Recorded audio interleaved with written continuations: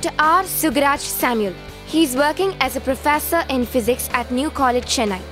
He is also training students for IIT JEE, AIEEE and BIT SAT. He has more than 16 years experience in both teaching and research. He has published a book titled The Complete Handbook of Bachelor of Electronic Science Practicals, which is prescribed for the syllabus for BSc Electronic Science by University of Madras. He has presented papers in several national and international conferences and has also conducted many training programs and workshops to motivate energetic students. His research areas are ultrasonic, polymers, crystal growth, and photovoltaic systems. He is experienced in both regular classroom teaching and online teaching as well. Welcome to UGC lecture series on BSc Honours in Physics. This lecture series covers the topic Oscillations and Waves. This lecture is the 8th lecture in the series. In this lecture, we are going to see the concept related to the pendulum, especially the compound pendulum. Let us see what is a compound pendulum. The session outline, we are going to recall the concept related to compound pendulum, which we have seen in the last lecture also, and in depth we are going to see further like centers of percussion and oscillation. Let us recall what we have learnt about compound pendulum in the last lecture. What is a compound pendulum? It is an object or a body of any shape which is made to oscillate with respect to a particular point.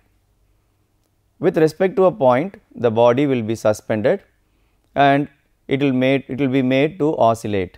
The gravitational force that is acting at the center of mass of the body will be the restoring force, but not the exact weight or the gravitational force, but a component of the gravitational force will give the restoring force. Let us quickly have a look at the diagram and see what way the compound pendulum gets the restoring force acting on it. I hope this diagram is a familiar diagram to you right now.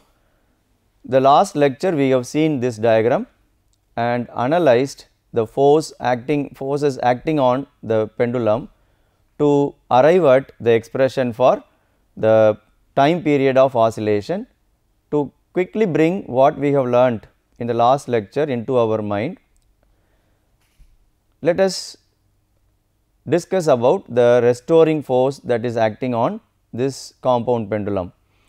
The point O is the point of suspension. From where it is suspended, we have a pivot or support which is passing through this point O, and this body has the center of mass located here. The distance between the point of suspension and the center of mass is L, and in this case there is no net torque or couple acting on the body. So, the body is in equilibrium. When it is tilted towards one side, now a component of this weight, namely mg sin theta, is giving the necessary restoring force on the object, and this mg cos theta, this component of this is not going to cause the torque because it is passing through the line that is joining, it is parallel to the line. So, it cannot cause the torque.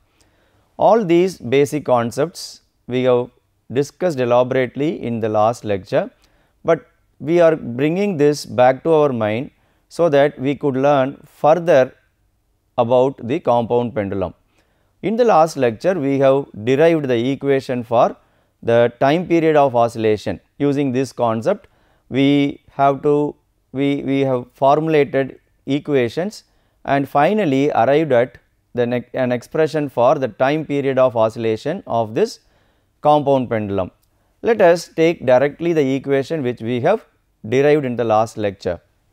This is the equation. The expression for time period of oscillation is given by this equation.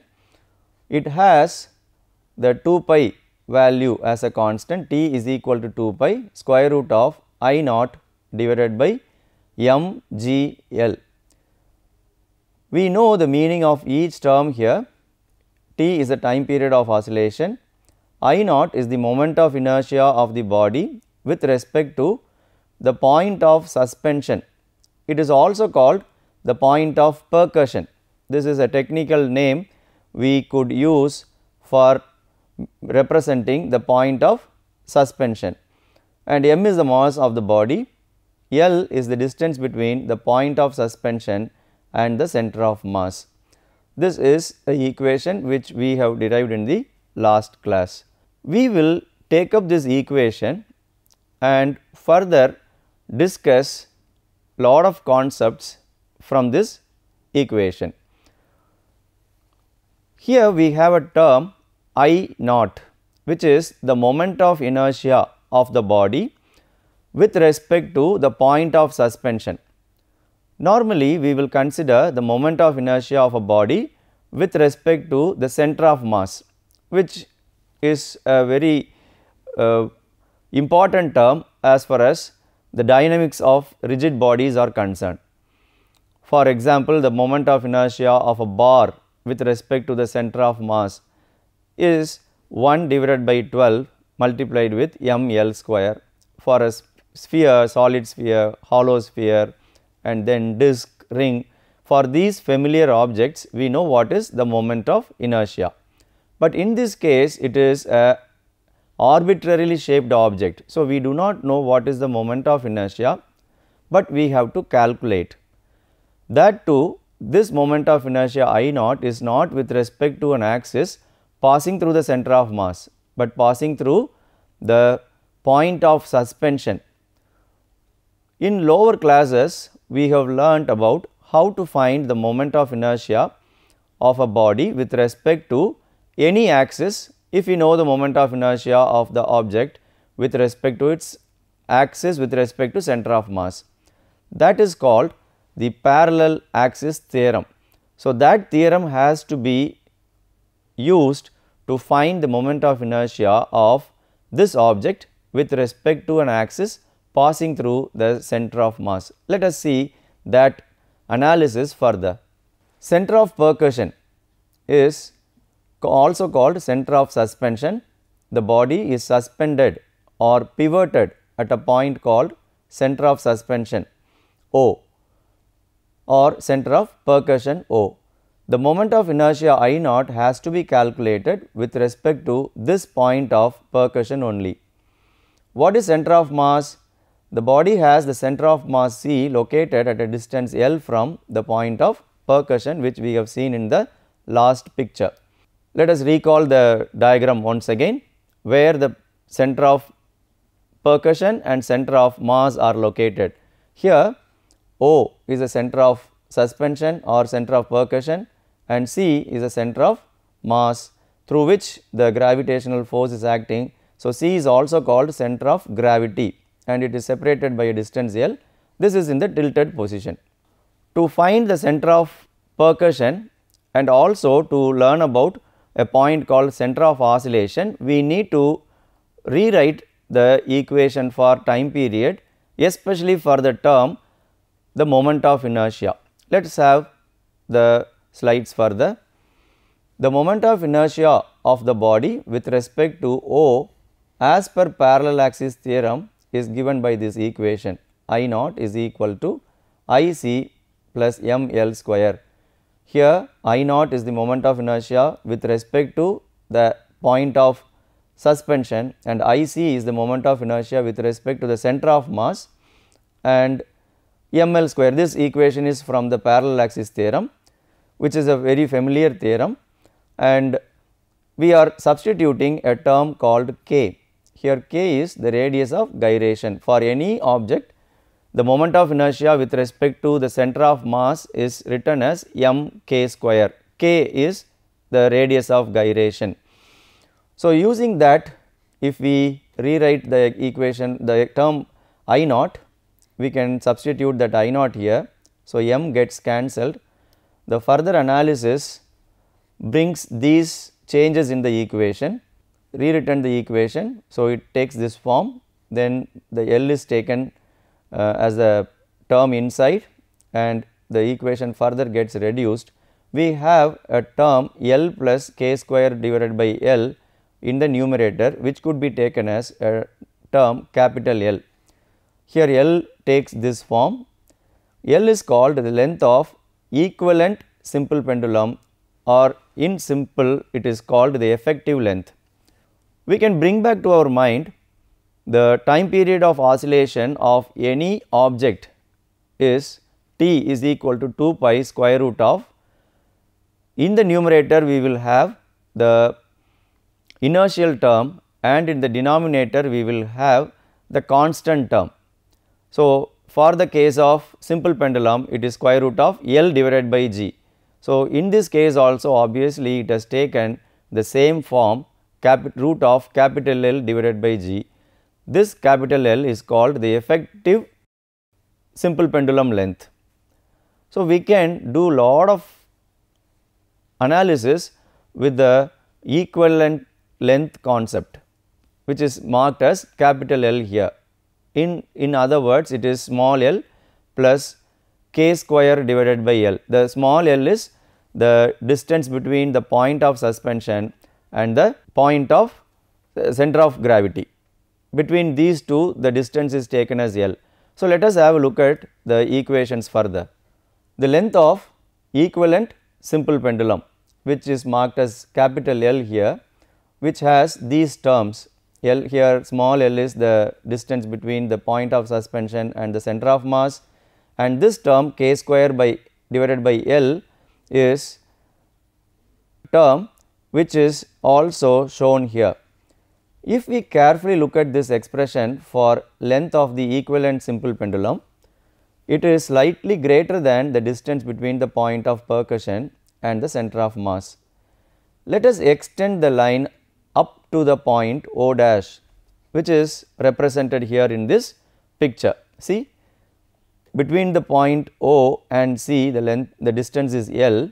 Because there is an additional term k square divided by L appears in this equivalent length expression, we are further extending this line to another point O dash. So, this distance is the additional distance that appears here, which is called k square divided by L. So, what is this point O dash now called? So, O dash is also a point of very importance. We will see what is the point O dash representing. This point O dash is called the center of oscillation. Clearly, the length C O dash takes this value k square divided by L. This k square divided by L now can be represented as another term small l dash. Hence, the equation becomes further simple. So, which is taking a regular form t is equal to 2 pi square root of L plus L dash divided by G, and this L plus L dash is nothing but the equivalent length. Why we are doing all this? We want to make this equation appear very simple. So, though the object is oscillating with respect to the point of suspension, we have another reference point which is the center of mass, and further one more point is getting importance, or it is considered as another important point, which is O dash. The O dash point is called as the point of oscillation. When we simply look at the way in which the compound pendulum oscillates, we may be tempted to believe the center of mass is oscillating. That is true, but here another point is very important, that is O dash, which is slightly down further down to the point of center of mass C, a point called O dash. So, that is called point of oscillation. The point of oscillation is also oscillating as the body is executing the oscillation, the simple harmonic motion. Now, what is the importance of this point of oscillation, which is slightly below? We do not know what might be the distance, because it has an expression k square divided by L, but that point O dash is also very important now. Let us see what are the importance attached to the point O dash. If we invert the pendulum and suspend the pendulum with respect to O dash, then O dash will become the point of suspension. The length CO dash will become L and CO will become L dash. The equation for the time period will take this form now, which is T is equal to 2 pi square root of L dash plus L divided by G. What does this mean? We have a point of suspension marked as O, and another point now O dash is considered, which is the point of oscillation. Can we make the body now oscillate with respect to the point of oscillation, which is O dash? In that case, we have to invert the pendulum. If we suspend the pendulum with respect to the point O dash, then the entire pendulum would go upside down. Is it possible for making the pendulum oscillate with respect to the point O dash? That is the discussion now. So, let us see the diagram which shows how the pendulum is made to oscillate or suspend with respect to the point O dash, which is the point of oscillation. This shows the length L dash is k square divided by L, and thus L is equal to k square divided by L dash. The same form once again we are getting. We get the same formula as before. Hence, the center of percussion and the center of oscillation of a compound pendulum are interchangeable. This is a very important inference. In the early part I mentioned the point O dash also becomes very important, because that is called the point of oscillation. That point also acts as a point of suspension if we support the pendulum at the point of oscillation. Then the point of oscillation or percussion will become the point of support. So, both are possible. We finally get the same form of equation for the time period of the pendulum. So, what does that imply? The implication is the point of suspension and the point of oscillation both are interchangeable as far as the compound pendulum is concerned. Let us have a look at the picture. See, the center of percussion and the center of oscillation are interchangeable. In this diagram, this is the original one we took up for discussion. We have done all the calculations based on this shape. O is the point of suspension and O dash is the point of oscillation. These are the lengths L and L dash respectively. C is the center of mass. And if we support the same object, the same shape, everything at the point O dash. Now, O dash is here and on top and O comes to the bottom, C is somewhere in between, and now the same L dash is marked here and same L, the values are all same, but L dash takes the role of L in the previous expression, and similarly L takes the role of L dash in the previous expression. So, finally, what we will get the same, the numerator is again L plus L dash. In one case it is L plus L dash, in another case it is L dash plus L, both are one and the same. So, the time period will be the same. What is the conclusion? The point of suspension and the point of oscillation are interchangeable in the case of a compound pendulum, which is a very important inference. In the beginning, when we extended the line below the center of mass and marked a point O dash and called that as point of oscillation, we were not able to grasp what importance that has. But now, after the further discussion, we are able to understand the point of oscillation could also be taken as the point of suspension as the pendulum is reversed. So, this is an important point that we could keep in mind. Let us see further what features this compound pendulum has, or what else we could infer from the concept of compound pendulum and the analysis of the equation pertaining to compound pendulum. These are the other interesting facts. If we square the equation for time period, see this is the original equation for time period, this k square divided by L, this only we have taken as L dash, but that will not be much useful as far as this inference is concerned. So, I have taken the old equation, this form k square divided by L itself, and when we square this equation, the square root is gone and we can rewrite this equation. We can take this L as a common denominator, common factor for the two terms, and this is simple mathematics. And when we rewrite this equation further, we get this form for the equation. It is L square and then there is a constant term g t square 4 pi square within bracket, again this small l comes, and k square, which looks very much as a quadratic equation. The coefficient of L square is 1 and the coefficient of L is given bracket, and this k square is nothing but the constant. So, we very much get a quadratic equation in L. So, now we have to use the concepts related to quadratic equation. What about the solutions for quadratic equation? Each quadratic equation will have two solutions as per the theory of quadratic equations, and of course, we have two equal roots, two unequal roots, and complex roots and real roots, all those are there, all these are pure mathematical concepts. But here we are using the concepts of quadratic equation for interpreting the meaning for this equation, this L value, because it is a quadratic equation in L. So, L will have definitely two solutions. Let us see what are those two solutions.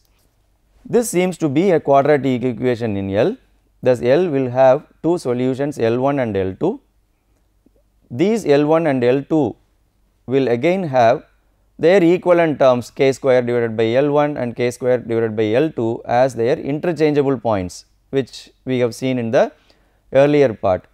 Hence, we have 4 points which are collinear with respect to the center of gravity, will have the same time period of oscillation.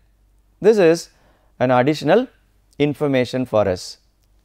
It is not that the center of suspension and center of oscillation are interchangeable, they have the same time period.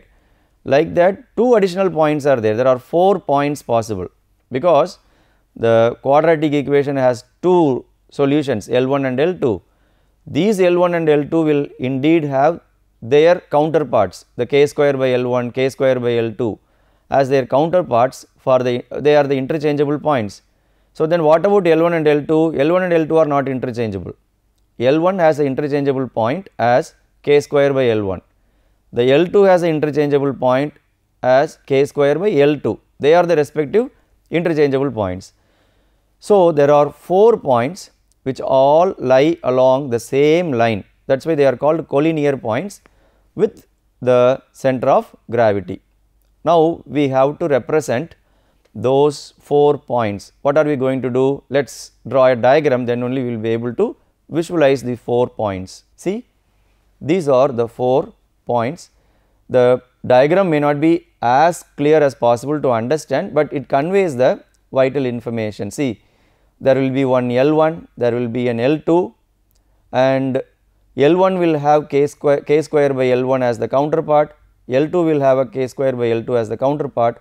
So, these are the 4 points. So, if we draw, this is the center of mass with respect to one L1, with respect to the C another L2, when we draw 2 circles, the 2 circles will cut the vertical line at 4 different points. See, here I have not named the points, but we can see visualize them.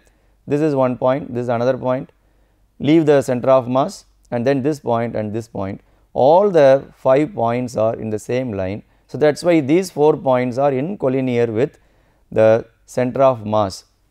So, these 4 points will have the same time period of oscillation. Is it not wonderful to analyze the equation pertaining to the compound pendulum?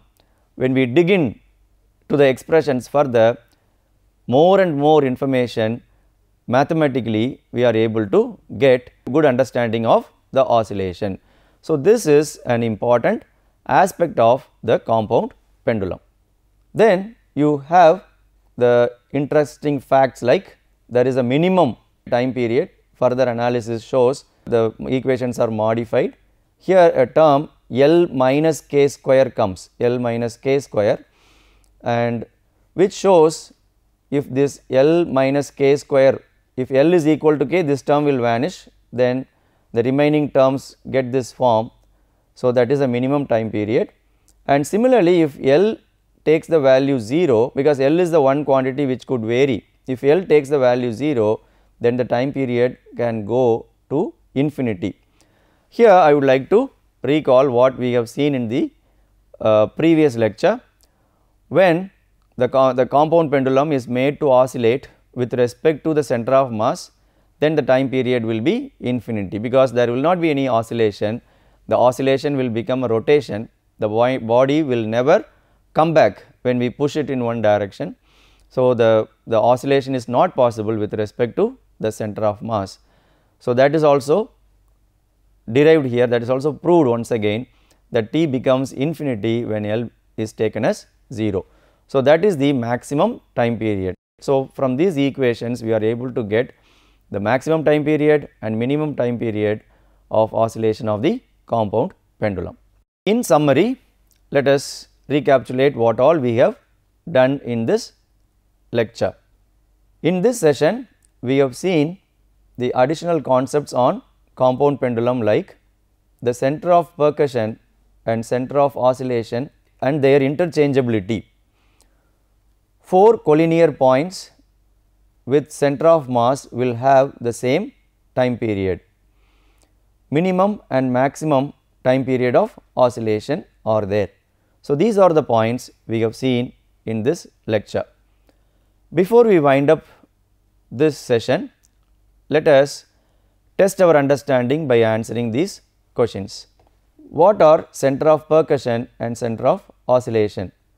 Prove that the center of percussion and center of oscillation are interchangeable in a compound pendulum. Prove that there are 4 collinear points with center of mass will have the same time period. Get minimum and maximum time periods of oscillation of compound pendulum. So, with this we wind up this lecture, and in the forthcoming lecture we will be able to take up a special case, namely a bar pendulum, which has the theory very much from the compound pendulum. The bar pendulum is having a definite shape. So, how the concepts are going to be applied in the case of bar pendulum, we will see in the next lecture. Thank you for listening.